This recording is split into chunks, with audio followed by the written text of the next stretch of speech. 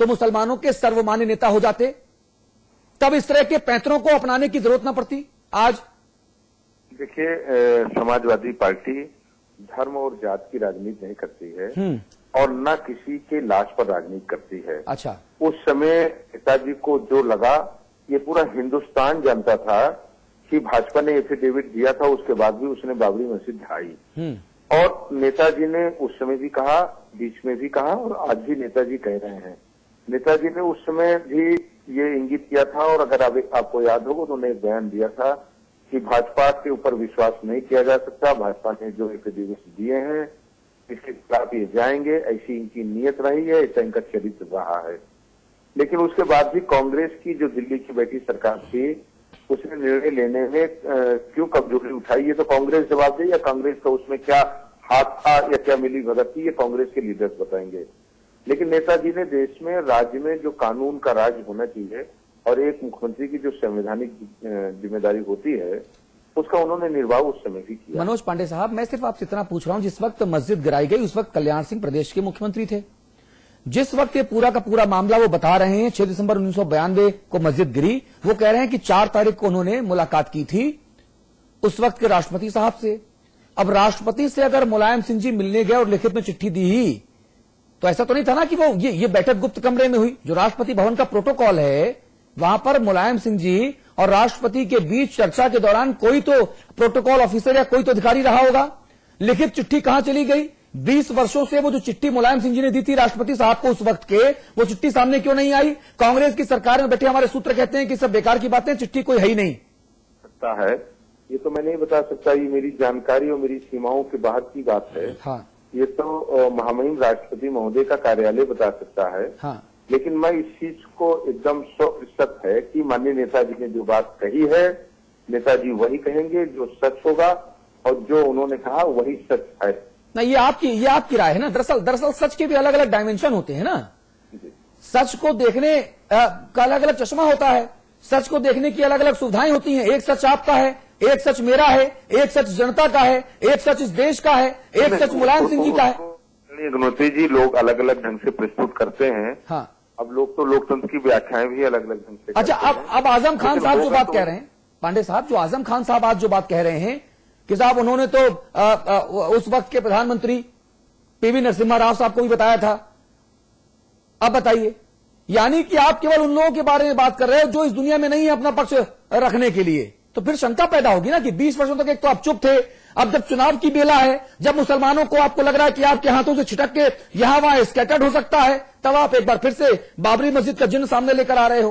PV Narasimha Rao ji जो उसमें प्रधानमंत्री थे नहीं थे, लेकिन उस समय नेताजी ने नहीं कहा, ये उनका अपना था। उन्होंने उस समय समझा कि एक वरिष्ठ नेताओं के बीच में जो बात है ये पब्लिक में नहीं जानी चाहिए, जो संवैधानिक जिम्मेदारी होती है। ना तो 20 वर्षों बाद जो पहले लगा था वो आज सही कैसे लग रहा है? ऐसा होना चाहिए, तो उन्होंने इस बात को कही ना। 20 वर्षों पहले जो बात गलत थी, पब्लिक डोमेन में ना लाने योग्य थी, वो 20 वर्षों बाद पब्लिक डोमेन में आने लायक कैसे बन गई? ये देखिए, ये है समाजवाद, ये दिक्कत है। अमीर हैदर साहब, ये समस्या है कि जब सवाल पूछते हैं, जब सवालों का चक्रव्यूह इर्द गिर्द कसने लगता है, तब आप फोन काट के हिट एंड रन की तरह बच के निकल जाते हैं। ये है समाजवाद। बात है भाई, सच का सामना करने के लिए हिम्मत चाहिए, तत्व चाहिए उसके सामने। हाँ। अगर ये कहते हैं नरसिम्हा राव ने ये किया तो इनको सामने लाना चाहिए, राष्ट्रपति के यहाँ कुछ हुआ तो सामने आना चाहिए, खत आना चाहिए। हाँ। और ये 20 साल लिए बैठे रहे, इस वक्त उनको सामने कुछ दिखाई पड़ रहा है कि मुसलमान इस नाम पे भड़कने वाला नहीं है, तो इनको दिक्कत लग रही है, इसलिए पॉलिसी अपनाई। लेकिन अमीर हैदर साहब, एक सवाल तो पूरी की पूरी मुसलमान जमात पर भी उठता है, जो इस्लाम के पैरोकार है उन पर भी उठता है कि आप अपने आप को किसी दल विशेष या किसी नेता विशेष के लिए वोट बैंक के तौर पर इस्तेमाल होने क्यों देते हो? नहीं, अब नहीं होगा, नहीं होगा, सवाल उठता नहीं उठता। पढ़ा लिखा नौजवान हैदर साहब, सवाल मुनासिब है या नहीं है? बहुत मुनासिब है, लेकिन अब नहीं होगा, इसलिए लड़का पढ़ा लिखा बहुत हो गया। जी अमिताभ अग्निहोत्री जी, 20 वर्ष बाबरी और बवाल, ये बोतल से बेताल बाहर निकाल रहे हैं। देखिए, मुझे पता नहीं कि जितने लोग चर्चा में जुड़े उनमें से किसने उस दिसंबर 92 के दौर में अयोध्या की जमीन देखी और कितने लोग दिल्ली की सियासत को करीब से देख रहे थे। टीवी और अखबार से नहीं, टीवी और अखबार से दूसरे किस्म की चीजें समझ आती हैं। जब आप पावर कॉरिडोर में खड़े होकर चीजों को देखते हैं तो आप सत्य को समझ पाते हैं। मुझे पता नहीं कितने लोगों ने देखा। मुलायम सिंह जी भी तब लखनऊ ही रहते थे। आज अगर शंकर दयाल शर्मा जी ने जो इनको कहा वो बड़ी नाजुक बात है। अगर वो बात सच है तो उस बात के साथ ये जिम्मेदारी मुलायम सिंह जी के ऊपर जुड़ती है, आती है कि उस बात की उनको लिखित तौर पर जानकारी उस समय के कैबिनेट सेक्रेटरी को देनी चाहिए थी, प्रधानमंत्री के दफ्तर को देनी चाहिए थी और राज्य के मुख्यमंत्री को भी देनी चाहिए थी। वो किसी पार्टी का मुख्यमंत्री हो, राज्य का मुख्यमंत्री होता है, पार्टी का तो नेता होता है, मुख्यमंत्री पार्टी का नहीं होता। ये भारत का दुर्भाग्य है कि हम लोग बोलते हैं कांग्रेस के प्रधानमंत्री मनमोहन सिंह, वो कांग्रेस के प्रधानमंत्री नहीं है, वो भारत के प्रधानमंत्री हैं। समाजवादी पार्टी के मुख्यमंत्री, हम लोग भी कई बार उत्साह में बोल जाते हैं, अखबार वाले लिख जाते हैं, सपा का मुख्यमंत्री नहीं हो सकता, मुख्यमंत्री तो उत्तर प्रदेश का होगा। वहां देना चाहिए था इनको ये लिखकर जी, तब मानता मैं कि एक देश के बड़े नेता ने अपनी जिम्मेदारी का निर्वहन किया। मैंने अयोध्या को देखा, उस वक्त की दिल्ली की सरकार को देखा, अर्जुन सिंह के क्रियाकलापों को देखा उस दौर में, उनकी अर्ध बगावत देखी, अर्ध सेमी स्पॉन्सर्ड ना, स्पॉन्सर्ड तो नहीं कहूंगा, अर्ध बगावत। अच्छा, कुछ हौसले की कमी थी, हाँ, इसलिए शायद बगावत पूरी नहीं हो पाई। हाँ। वो प्रसंग कभी और बताऊंगा कि कहां कमी थी हौसले की। हाँ। और जो बताऊंगा वो 1 to 1 बातचीत वाली बात बताऊंगा। अखबार में पढ़ी और टीवी में देखी बात में सत्यता नहीं होती। नरसिंह राव जी की भूमिका को लेकर सवाल उठाए जाएंगे। मैंने भी देखा है वो दौर और बहुत करीब से देखा। नाम लेने लूंगा तो शायद मर्यादा टूटेगी, बहुत करीब से देखा। भारत के प्रधानमंत्री की उस समय जो भूमिका होनी चाहिए थी उसका निर्वहन नहीं हुआ, यह भी ठीक है।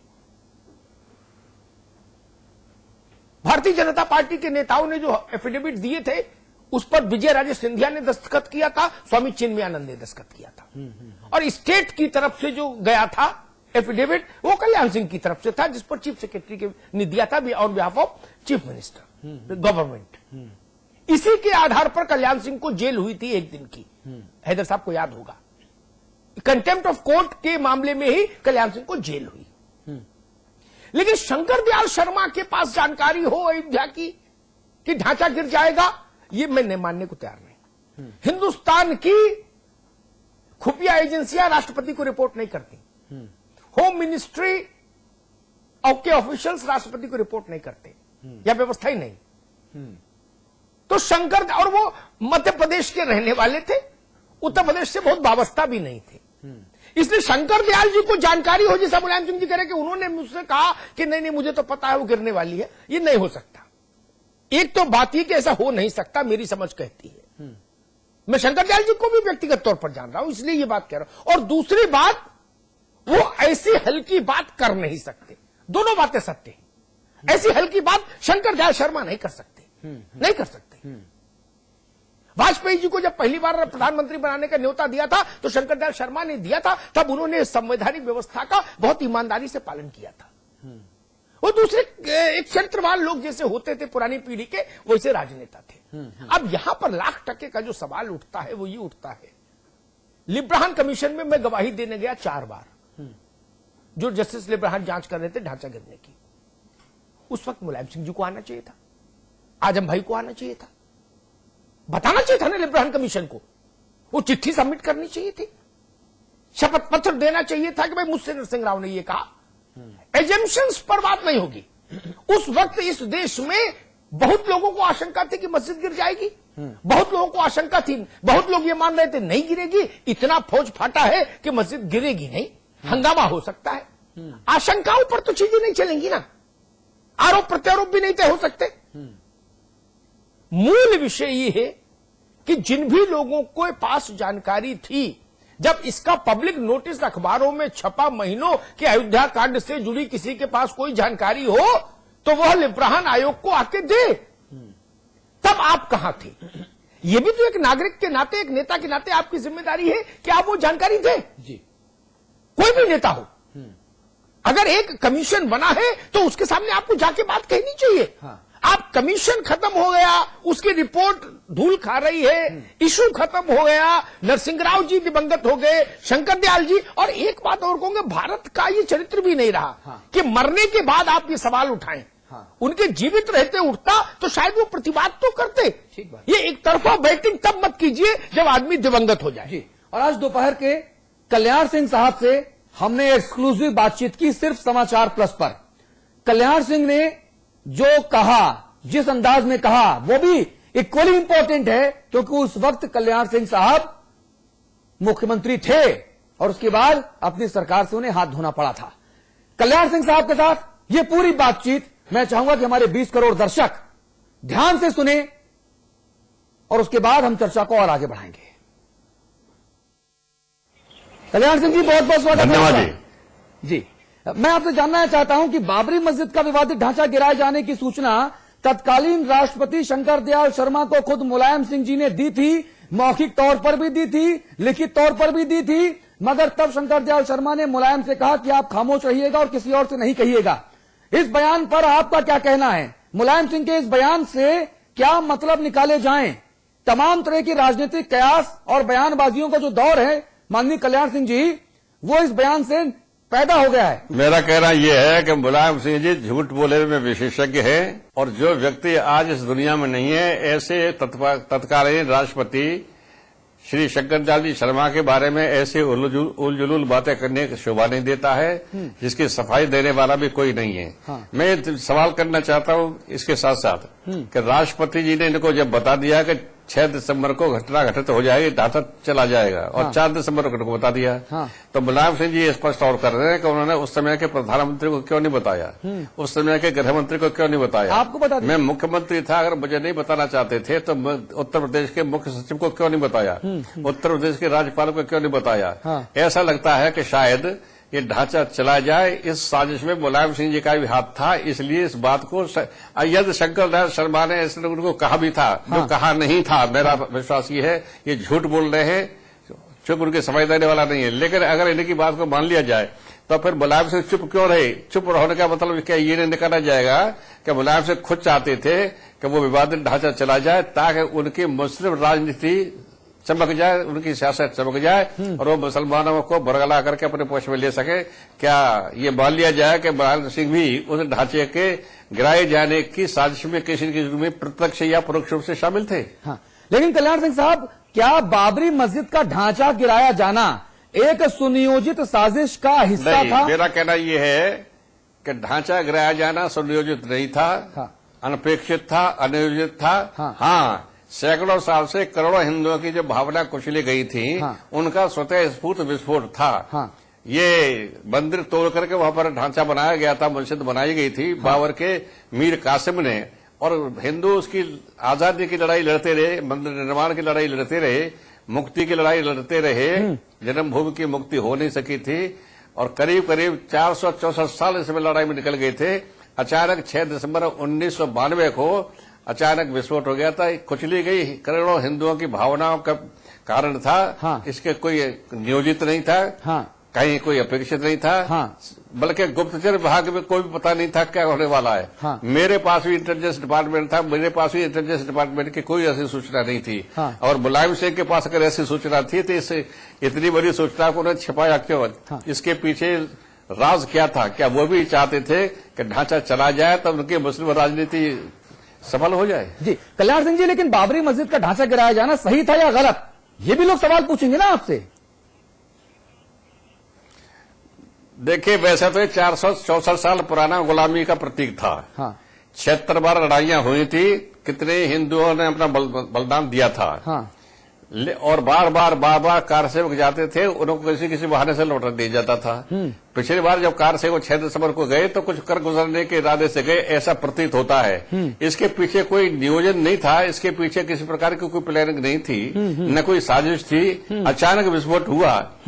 अब ये तो इतिहास का विषय हो गया, इतिहास बताएगा कि ढांचे का गिराया जाना उचित था या अनुचित था। करोड़ों हिंदुओं की भावनाओं का प्रतीक इतिहास लिखेगा कि इसके बारे में मुझसे क्यों टिप्पणी लेते हैं आप। कल्याण सिंह साहब, क्या आईएएस अफसर दुर्गा शक्ति नागपाल के निलंबन